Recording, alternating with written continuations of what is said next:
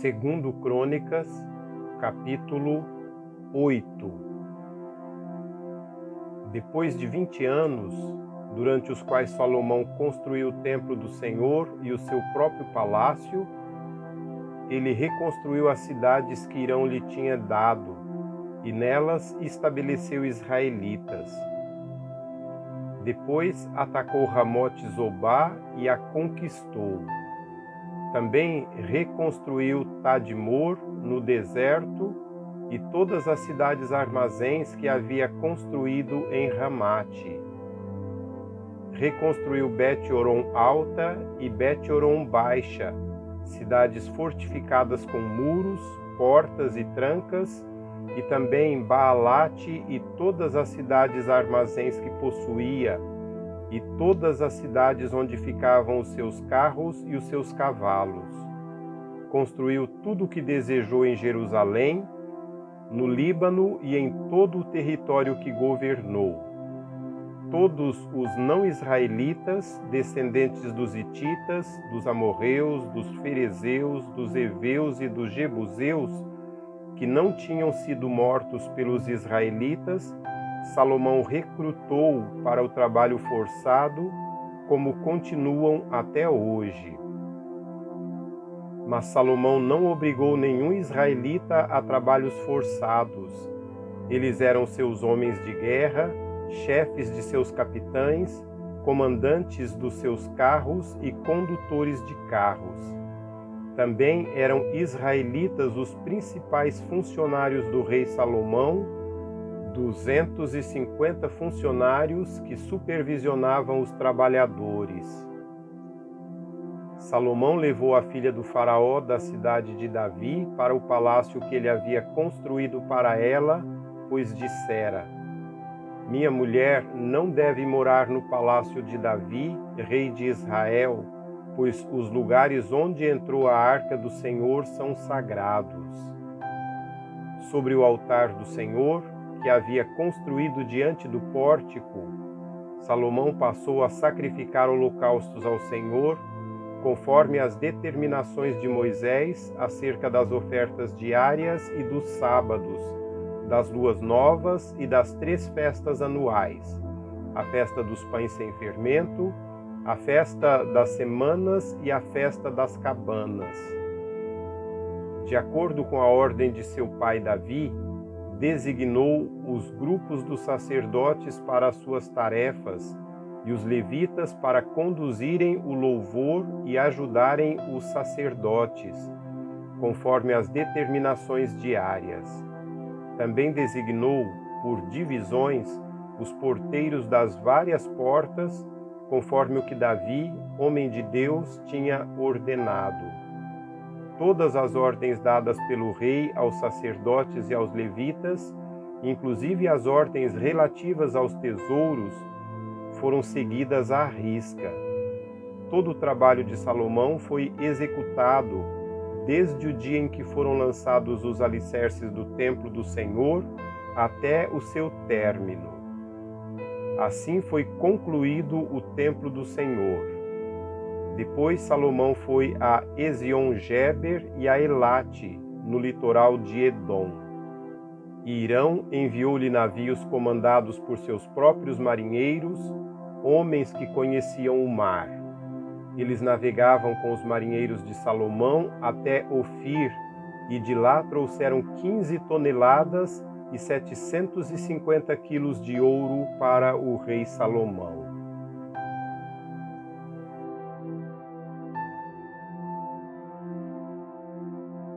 Capítulo 9.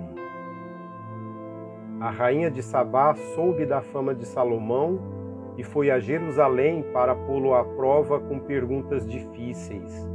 Quando chegou, acompanhada de uma enorme caravana com camelos carregados de especiarias, grande quantidade de ouro e pedras preciosas, foi até Salomão e lhe fez todas as perguntas que tinha em mente. Salomão respondeu a todas, nenhuma lhe foi tão difícil que não pudesse responder. Vendo a sabedoria de Salomão, bem como o palácio que ele havia construído, o que era servido em sua mesa, o lugar de seus oficiais, os criados e copeiros, todos uniformizados, e os holocaustos que ele fazia no templo do Senhor, ela ficou impressionada. Disse então ao rei: tudo o que ouvi em meu país acerca de tuas realizações e de tua sabedoria era verdade. Mas eu não acreditava no que diziam, até ver com os meus próprios olhos. Na verdade, não me contaram nem a metade da grandeza de tua sabedoria, que ultrapassas em muito o que ouvi. Como devem ser felizes os homens da tua corte, que continuamente estão diante de ti e ouvem a tua sabedoria. Bendito seja o Senhor, o teu Deus, que se agradou de ti e te colocou no trono dele para reinar pelo Senhor, pelo teu Deus. Por causa do amor de teu Deus para com Israel e do seu desejo de preservá-lo para sempre, ele te fez rei para manter a justiça e a retidão. E ela deu ao rei 4 toneladas e 200 quilos de ouro e grande quantidade de especiarias e de pedras preciosas. Nunca se viu tantas especiarias tais como aquelas que a rainha de Sabá deu ao rei Salomão. Os marinheiros de Irão e de Salomão trouxeram ouro de Ofir e também madeira de junípero e pedras preciosas. O rei utilizou a madeira para fazer a escadaria do templo do Senhor e do palácio real, além de harpas e liras para os músicos. Nunca se havia visto algo semelhante em Judá. O rei Salomão deu à rainha de Sabá tudo o que ela desejou e pediu, muito mais do que ela lhe tinha trazido. Então ela e os seus servos voltaram para o seu país. O peso do ouro que Salomão recebia anualmente era de 23 toneladas e 200 quilos, fora o que os mercadores e os comerciantes traziam. Também todos os reis da Arábia e os governadores do país traziam ouro e prata para Salomão. O rei Salomão fez 200 escudos grandes de ouro batido, utilizando 3 quilos e 600 gramas de ouro em cada um. Também fez 300 escudos pequenos de ouro batido, com 1 quilo e 800 gramas de ouro em cada um. O rei os colocou no palácio da floresta do Líbano. O rei mandou fazer ainda um grande trono de marfim revestido de ouro puro. O trono tinha 6 degraus e um estrado de ouro fixo nele. Nos 2 lados do assento havia braços, com um leão junto a cada braço. 12 leões ficavam nos seus degraus, um de cada lado. Nada igual havia sido feito em nenhum outro reino. Todas as taças do rei Salomão eram de ouro, bem como todos os utensílios do palácio da floresta do Líbano. Não havia nada de prata, pois a prata quase não tinha valor nos dias de Salomão. O rei tinha uma frota de navios mercantes tripuladas por marinheiros do rei Irão. Cada 3 anos a frota voltava, trazendo ouro, prata, marfim, macacos e pavões. O rei Salomão era o mais rico e o mais sábio de todos os reis da terra. Esses pediam audiência a Salomão para ouvirem a sabedoria que Deus lhe tinha dado. Ano após ano, todos os que vinham traziam algum presente: utensílios de prata e de ouro, mantos, armas e especiarias, cavalos e mulas. Salomão possuía 4.000 estábulos para cavalos e carros, e 12.000 cavalos, dos quais mantinha uma parte nas guarnições de algumas cidades e a outra perto dele em Jerusalém. Ele dominava sobre todos os reis, desde o Eufrates até a terra dos filisteus, junto à fronteira do Egito. O rei tornou a prata tão comum em Jerusalém quanto as pedras, e o cedro tão numeroso quanto as figueiras bravas da Safelá. Os cavalos de Salomão eram importados do Egito e de todos os outros países. Os demais acontecimentos do reinado de Salomão, desde o início até o fim, estão escritos nos relatos do profeta Natã, nas profecias do silonita Aías e nas visões do vidente Ido acerca de Jeroboão, filho de Nebate. Salomão reinou 40 anos em Jerusalém, sobre todo o Israel. Então descansou com os seus antepassados e foi sepultado na cidade de Davi, seu pai. E o seu filho Roboão foi o seu sucessor.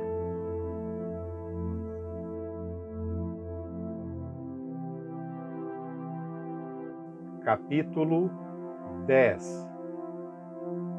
Roboão foi a Siquém, onde todos os israelitas tinham se reunido para proclamá-lo rei. Assim que Jeroboão, filho de Nebate, que estava no Egito, fugindo do rei Salomão, soube disso, voltou de lá. E mandaram chamá-lo. Então ele e todo Israel foram ao encontro de Roboão e disseram: Teu pai colocou sobre nós um jugo pesado, mas agora diminui o trabalho árduo e este jugo pesado, e nós te serviremos. Roboão respondeu: Voltem a mim daqui a 3 dias. Então o povo foi embora. O rei Roboão perguntou às autoridades que haviam servido ao seu pai Salomão durante a vida dele: Como vocês me aconselham a responder a este povo? Eles responderam: Se hoje fores bom para esse povo, se o agradares e lhe deres resposta favorável, eles sempre serão teus servos. Roboão, contudo, rejeitou o conselho que as autoridades de Israel lhe tinham dado e consultou os jovens que haviam crescido com ele e o estavam servindo. Perguntou-lhes: Qual é o conselho de vocês? Como devemos responder a este povo que me diz: Diminui o jugo que teu pai colocou sobre nós? Os jovens que haviam crescido com ele responderam: A este povo que te disse: Teu pai colocou sobre nós um jugo pesado, torna-o mais leve, dize: Meu dedo mínimo é mais grosso do que a cintura do meu pai. Pois bem, meu pai lhes impôs um jugo pesado, eu o tornarei ainda mais pesado. Meu pai os castigou com simples chicotes, eu os castigarei com chicotes pontiagudos. 3 dias depois, Jeroboão e todo o povo voltaram a Roboão, segundo a orientação dada pelo rei: Voltem a mim daqui a 3 dias. Mas o rei lhes respondeu asperamente, rejeitando o conselho das autoridades de Israel, seguiu o conselho dos jovens e disse: Meu pai lhes tornou pesado o jugo, eu os tornarei ainda mais pesado. Meu pai os castigou com simples chicotes, eu os castigarei com chicotes pontiagudos. E o rei não ouviu o povo, pois essa mudança nos acontecimentos vinha da parte de Deus, para que se cumprisse a palavra que o Senhor havia falado a Jeroboão, filho de Nebate, por meio do silonita Aías. Quando todo Israel viu que o rei se recusava a ouvi-los, responderam ao rei: Que temos nós em comum com Davi? Que temos em comum com o filho de Jessé? Para as suas tendas, ó Israel, cuide da sua própria casa, ó Davi. E assim os israelitas foram para as suas casas. Quanto, porém, os israelitas que moravam nas cidades de Judá, Roboão continuou como rei deles.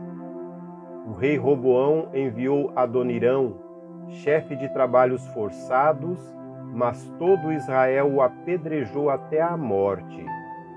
O rei, contudo, conseguiu subir em sua carruagem e fugiu para Jerusalém.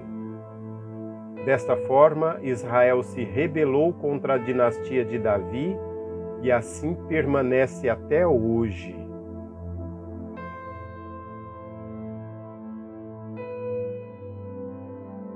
Capítulo 11.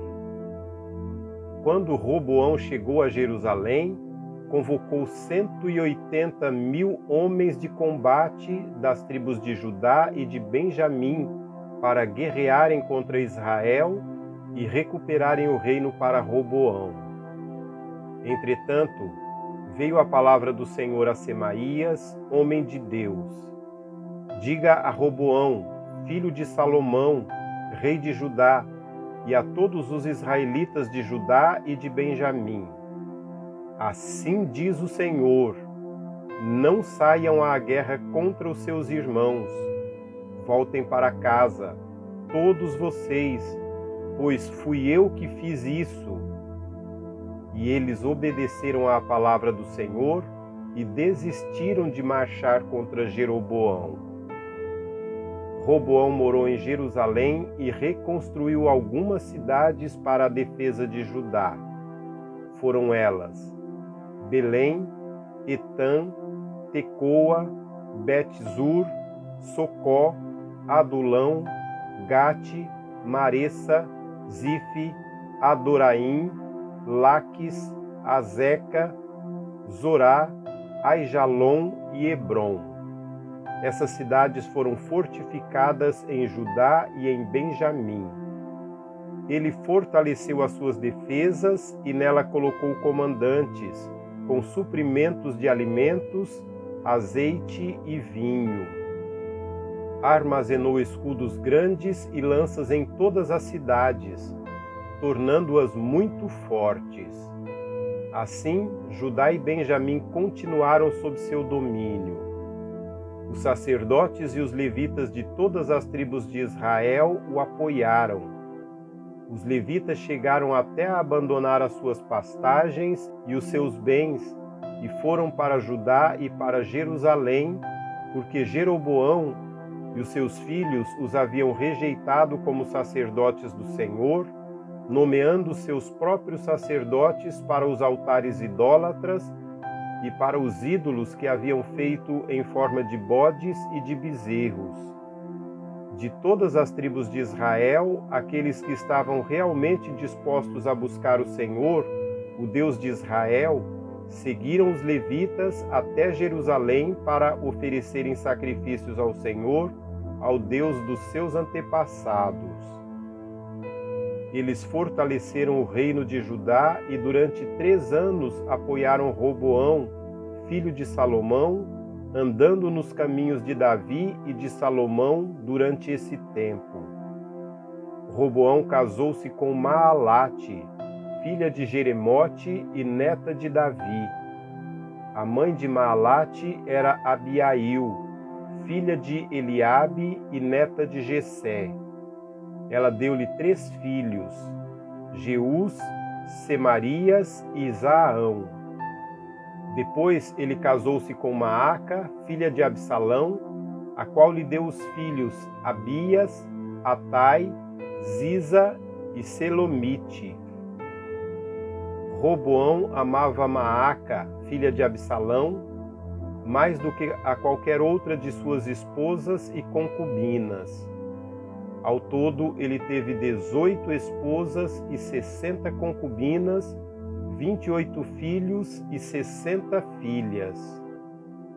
Roboão nomeou Abias, filho de Maaca, o chefe entre os seus irmãos, com o intuito de fazê-lo rei. Ele agiu com sabedoria.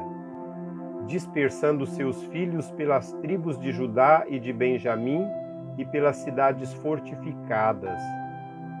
Garantiu-lhes fartas provisões e lhes garantiu muitas mulheres.